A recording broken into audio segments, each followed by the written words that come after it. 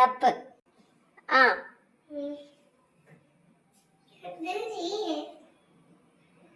எப்படி சொல்றது? மோஹித் சுமராஜ். ஆ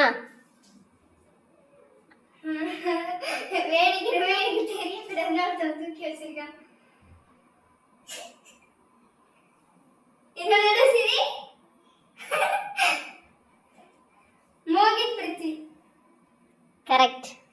நம்ம என்ன வேலையா செய்ய போறோம்? சும்மா பார்க்க போறோம். இருக்கட்டும், அதுக்கு நம்மளுக்கு என்ன சம்பந்தம்? இந்த சேனல்